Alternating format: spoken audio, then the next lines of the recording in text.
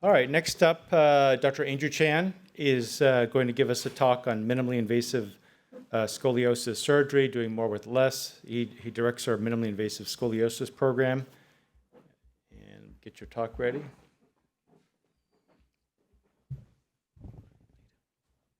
congratulations. Can you see it? Here we go. Perfect. Okay, so as Dean said, I'll be talking about MIS scoliosis surgery, and I've framed this as a case for MIS scoliosis surgery, and the reason why is I realize that I'm in the minority of people that are treating this and the way I treat deformity. I was at this big deformity summit in San Diego 2 months ago, and I actually was creating a similar talk, and I was looking at the audience of that crowd, and I was saying, oh my gosh, only 7% of this crowd does MIS for their scoliosis correction. So I'm certainly in the minority, and so that I come from a position of defense.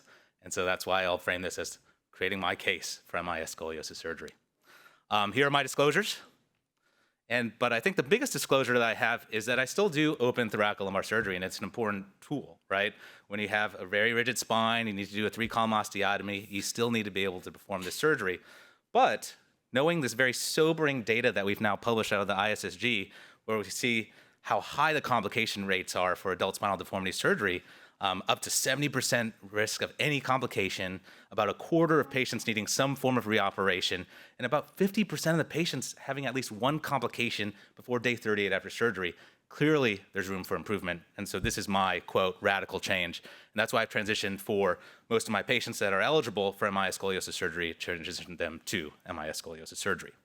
So what am I talking about when I say MIS scoliosis surgery? Well, I'm talking about something called circumferential minimally invasive surgery. Now what this is, it's the combination of anterior and lateral interbodies followed by percutaneous posterior surgery. And when we look at these kinds of surgeries, we see actually in propensity match analyses, Dr. Dean Chow and Dr. Mike Wang were on this paper, that actually in propensity match analyses, you have the same clinical outcomes as open surgery, same radiographic outcomes and revision surgery rates, but the safety profile is better. And this is now shown in follow-up studies that, again, I published with Mike Wang and also Dean Chow as well, showing, again, similar clinical outcomes, but again, a better safety profile. Now, let me give you a little case for just some thinking. This is a 71-year-old woman. She has osteoporosis, and she's been falling to the right for 14 years. You can see some of Pete's measurements that he just talked about just now, positive sagittal balance, coronal truncal shift, almost 50-degree coronal Cobb angle. And when you look at her CT, you see that she has a pathologic fracture. She's already had cement in her bone, so very poor bone quality. So when you're thinking about treating this patient that has these biomechanical challenges, what are you going to do for this patient? Do you think on the left that's a good idea? Do you think I should just rip open all the muscles, destroy that last bit of support that that patient has? Or maybe you should do something a little bit different, and that's why I elect to do something where I preserve that muscular envelope and do fully percutaneous surgery at the back. So what I did for this patient was an L3 to S1 anterior interbodies with L1 to 3 lateral interbodies and fully percutaneous screws from T10 to S1. That way we can keep that muscular envelope and the osteoligamentous structures as sound as possible and get a very good, reasonable result. Now, like I said, we'll be talking about presenting this as a case. So I thought, let's go over some of the common misconceptions or at least maybe critiques from some of our open friends about these minimally invasive surgeries. The first one is from my dear friend and old mentor, Chris Shaffrey. He says, oh, I don't do minimally invasive deformity surgery, that's shortcut surgery. And, well, part of that is true. This is a case I just did with Taman O about 2 months ago. Of course, this was an open surgery, T2 to pelvis. There's no way you're gonna do MIS approaches for this. But I think this old notion that there's this ideal MIS case, which only has very small perturbations and deformity, just isn't the case anymore with some of the techniques we have now. And additionally, this is a very popularized algorithm making its way out. You know, Dr. Dean Chow, Dr. Mike Wang helped to push this forward. Some of the ways that we talk about choosing MIS and open surgery, I think need to be revisited, right? This right column all the way over here says that if you have greater than a 5-level fusion, or if you're gonna include the pelvis, or if you have pre-existing instrumentation, you have to do open surgery. I don't think that's necessarily the case anymore. So this is a case that I think shows some of the benefits of MIS scoliosis surgery compared to open.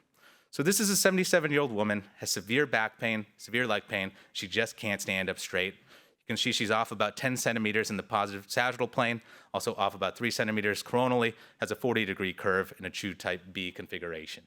Now you can see here as well in the MRI at L3-4, there's severe stenosis at the level of the spondylolisthesis. Then here's the CT scan. So some of the issues you're seeing on this coronal CT now. Some ankylosis at L2-3, some ankylosis at L5-S1. We're starting to get the sense this is a very rigid spine. So because of that rigidity, is this someone we have to doom to an open approach? Well, maybe not. Maybe there's a way to open up this ankylosis without doing a pedicle subtraction osteotomy or an asymmetric pedicle subtraction osteotomy. So that's exactly what I was a proponent for this patient. And I did a circumferential minimally invasive correction for this patient with the L4 to S1 ALIF, T12 to L4 lateral, and percutaneous screws from T9 to S2 AI. Now, one of the things I found revolutionary for my practice is actually this use of personalized cages for these surgeries. One of the things that we always run into, for example, is we have this tension between segmental lordosis and foraminal height. Often if we're just doing posterior column osteotomies, doing facetectomies, we're creating iatrogenic stenosis at that foramen to get that segmental lordosis we want. But if you put in a cage, it's not a tension anymore. You can still have increased foraminal height and segmental lordosis at the same time, and you can really dial that in with these cages. There's always pre-planning software that's part of this, so you can see that correction that you're having with these patients before you do the surgery, and then execute on them as well. Now, this is one of the things as well I think is very important in circumferential minimally invasive surgery. So part of the surgery is that it's lateral access surgery. And one of the things that does is for these areas that are very rigid, that you would never be able to open up in a posterior surgery, you can actually pass an osteotome like I'm demonstrating here, completely crack open that segment, and then place a cage so that you can horizontalize that segment without a big 3-column osteotomy, blood loss, the neurologic risk that we know is associated with pedicle subtraction osteotomies. You can see that we already get a pretty substantial correction in the coronal plane just with cage work alone, and then almost a full correction actually with just the cages in the sagittal plane as well. Now, of course, this isn't for everybody, and there's a lot of complexity here. You have to know how to handle the thoracolumbar junctional approach. There's a lot of different anatomy there. You need to know how to handle T12 to L1 and that retrodiaphragmatic retroperitoneal approach. But if you know this, then you can make this surgery doable. I always do stage these surgeries across 2 days to make sure that we're heading down the same direction that we want, that we need to get that coronal plane and sagittal plane dialed in. And then afterwards, I do place these percutaneous pedicle screws, and I pass a rod that's actually 3D printed for that patient's spine and the correction I had already planned. And then we can get the correction we want in the long term. And this is how the sagittal plane looks. This is how the coronal plane looks as well, with perfect balance. So I think this case demonstrates some good things in terms of MIS scoliosis surgery and some of the benefits. The first thing is that you can now get similar efficacy in terms of your outcomes and your radiographic correction, but now there's a better safety profile. For these surgeries, I'm not doing any direct decompression. There are no facetectomies, so you're not getting any CSF leaks. And there's no wound complications because all these incisions are so small. You don't have those risks. We know how much of this is a vexing issue for our open surgeries. There's so many wound complications, but you can eliminate them essentially with these sorts of approaches. We know that now with modern techniques, we can apply this to long segment surgery. We're not just talking about doing like an L2 to 4 lateral for scoliosis and calling it a deformity surgery. We're still doing the same exact big surgery. The next thing is I think these personalized devices are going to change the game. Now, at that same deformity summit I just talked to you about, one of the issues that someone brought up was, how come we don't have a manuscript teaching our residents and trainees how to actually do deformity surgery step by step by step? But the issue is that Mike Wang does it one way, Dean Chow does it one way, Chris Shaffrey does it one way, and then the issue becomes there's so many ways to do it that you can't really distill that down, and there's so many imprecise moves that can happen. What I think now is we got to see this like painting the Mona Lisa, one of the beautiful works of art, right? Very hard to do again, very hard to replicate, but if we could create a stencil that you could then paint the Mona Lisa through, maybe that makes it much easier. And I think that's what's happening when I'm using these personalized cages, these personalized rods, we're really able to stencil out the Mona Lisa. Next thing is anterolateral cages mitigate that trade-off, like I said, between segmental lordosis and foraminal height. It's no longer a trade-off. You can actually optimize both and really dial it in with the cage size that you plan. And then the lateral access surgery does eliminate sometimes that need of a 3-column osteotomy if there's some let's say ankylosis across a certain segment that you think you can open up with just a lateral approach. And the key as well is that because the decompression in these surgeries is indirect, you don't have to do any sort of direct decompression for the majority of cases, I still do it sometimes, then you're avoiding some of these risks of CSF leak or radiculitis. Now the next comment we get often is that these are lateral surgeons, and lateral surgeons are just frequently pitching people off coronally. Can't really control the spine with these stock cages. And they're not absolutely wrong. This is a paper I wrote with the MIS ISSG, in which we looked at multi-level lateral interbody fusion for adult spinal deformity. And we saw that after these surgeries, for patients that were aligned preoperatively, about 28% of patients were coronally malaligned in the long term. So clearly, there needs to be a way to do this better. Now, if we take a step back and think about MIS deformity surgery, we know that inner bodies are the first part of the correction, and there still is rod rotation and reduction as the final touch when you're placing that rod. Now, this is very key if we think, okay, if the inner bodies are the initial correction, how can we really dial this in to improve that rate of coronal malalignment after surgery? So I'd like to show you this case. This is a 71-year-old man, a real estate agent, came to me. His main complaint is severe back pain, buttock pain, and leaning to the side. Now, when you look at his curve, again, I very rarely do virgin surgery T2 to pelvis sometimes, but for this kind of curve, if it's just back pain, I try to focus on a lower thoracic to pelvis fusion. So what this means is that there's a structural thoracic curve I'm not going to touch. And you have to take that into account, because if you don't, and if you completely straighten out that lumbar spine, you're going to pitch this patient off to the side. So what you can do with the technology we have now, for example, these personalized cages that you're designing for this patient, is actually dial in a little bit of coronal cob still. So that's exactly what I did here. So when I was planning this surgery, which ended up being a T12 to L4 lateral with L4 to S1 ALIF with percutaneous screws from T9 to pelvis, is I actually left a little bit of residual coronal cob that was planned. You can see how that looks like in terms of the schematic. Then afterwards, then you can see how we can keep these patients completely coronally aligned after surgery, knowing that there's going to be a residual thoracic cob above. We can keep a little bit of that lumbar cob below. The next critique I get commonly is, that's a lot of surgery. There's multiple positions, there's multiple approaches. This is very common for them to say. You're doing surgery across 2 days? Well, I kind of beg to differ. I would say this is probably a lot of surgery. And when you're opening up a patient doing this, and also now they're doing new things to try to prevent proximal junctional kyphosis, like dissecting further into the unfused spine to put in these tethers. I mean, we're just getting bigger and bigger, these openings. And so we've got to improve that, of course. But I think with these minimally invasive approaches, we can actually do a smaller surgery too with the same result. And I'll show you what I mean by that. So this is an 80-year-old woman that came to me with scoliosis and coronal plane imbalance. She really just had fractional curve symptoms, left leg pain, and she really hated that she couldn't stand up straight. So she needed both the posture and the leg symptoms fixed. Issue is, she's very sick, as you see, with all these comorbidities. Now, when you look at her imaging, the thing that sticks out is not just her scoliosis, but she's really far shifted to the left. And this is on top of the left leg pain. So clearly, this is despite maximal compensation to try to avoid that pain and crunching down on those nerves, she's still pitched off 5 centimeters to the left. You can see the foraminal stenosis on the MRI here. And then you can see that she does have open disc spaces, but not the best bone quality. So what do you think is a good plan for this patient?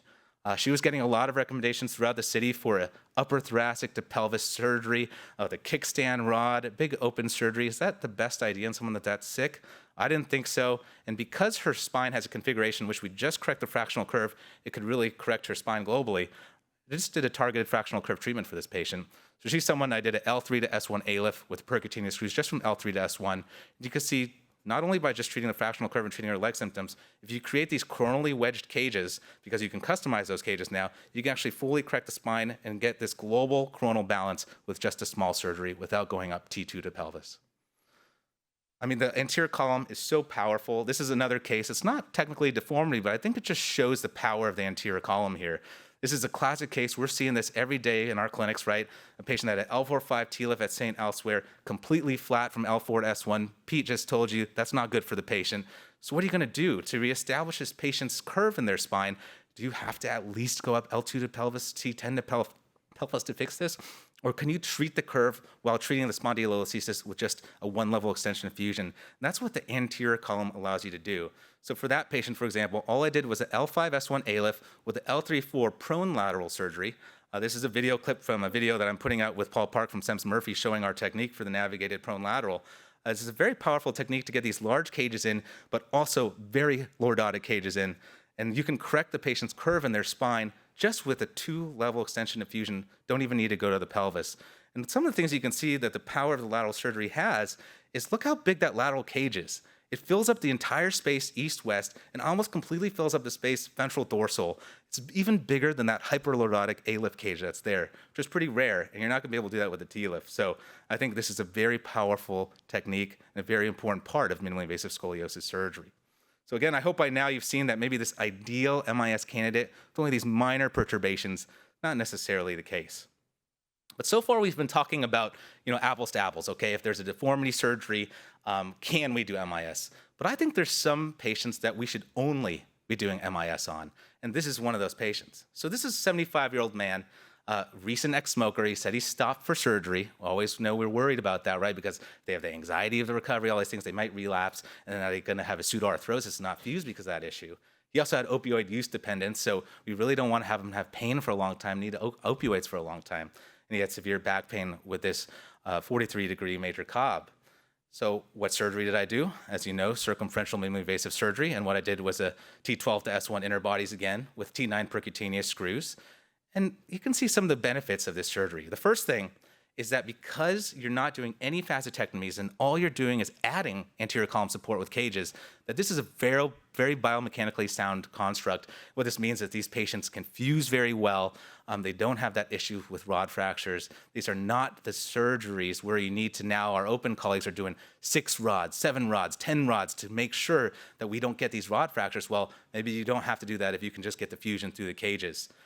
Now, on the flip side, what this technique has allowed me to do is actually you just need 2 5.5 titanium rods, so the most flexible ones for these patients. So instead of multi-rod cobalt chrome, very stiff constructs, very smooth, soft constructs. And as you're looking at this x-ray, I want you to notice that inner bodies don't go all the way up to the top of the construct. There's that area between T9 and T12 where there's just the rods. So you're going from a very stiff spine to then just 2 5.5 titanium rod parts of the spine, then to the unfused spine. So there's a nice transition. I think that's why we're seeing decreased rates of proximal junctional failure with this type of surgery.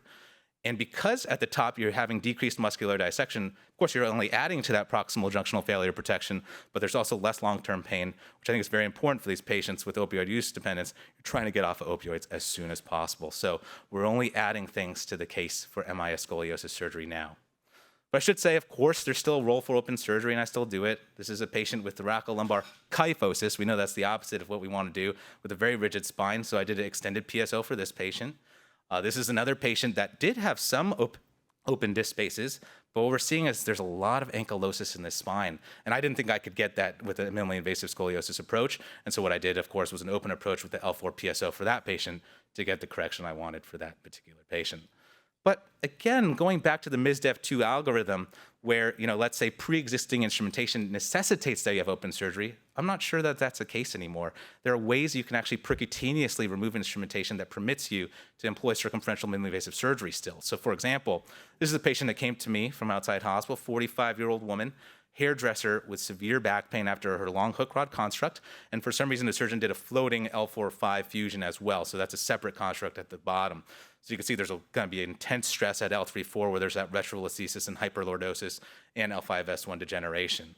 Now, does she need a big open surgery? No. What you can do is actually I extract these screws through a 1-inch incision for a single level. You can see how that looks like here.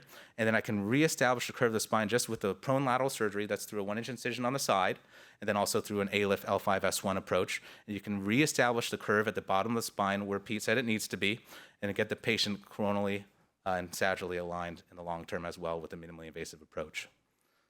So to summarize, the case for MI scoliosis, I think to me is pretty clear.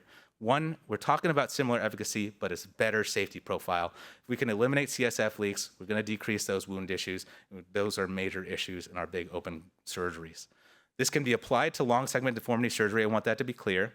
And I think these personalized cages are going to make it so that deformity surgery can be employed by the masses now. I think it doesn't need to be this thing that only a few surgeons at high volume centers can do. One of the things is once you get the anterior and the lateral techniques down and the rest of the techniques down, this gets you to be able to correct the spine in a very reliable, precise way in terms of hitting your sagittal and coronal goals, whatever they may be. The next thing is because you're using anterolateral cages in these surgeries, you're mitigating that trade-off between segmental lordosis and foraminal height, so you don't have to worry about that iatrogenic stenosis anymore. The other thing is that lateral surgery, again, one of the key things is that if you can break open a fused spine, break open ankylosis, you can avoid an invasive 3-column osteotomy and all those risks we know are the greatest for 3-column osteotomies. And we can do that while doing a decompression of the nerves that is indirect without having to do a direct decompression. We know that there's increased biomechanical stability for these patients. You're not doing facetectomies. So with that, with the added anterior column support, you're having the highest fusion rates. And by not opening up the muscular envelope and the osteoligamentous structures, you have very fast recovery, and you can decrease that PJK and PJF risk. Also, with that 255 titanium rods using this technique, you can further decrease that PJK, PJF rate. And again, that last case, as I showed you, this can be applied to revision surgery. So I hope by now you can see how the case is closed. Thank you. I'll take any questions.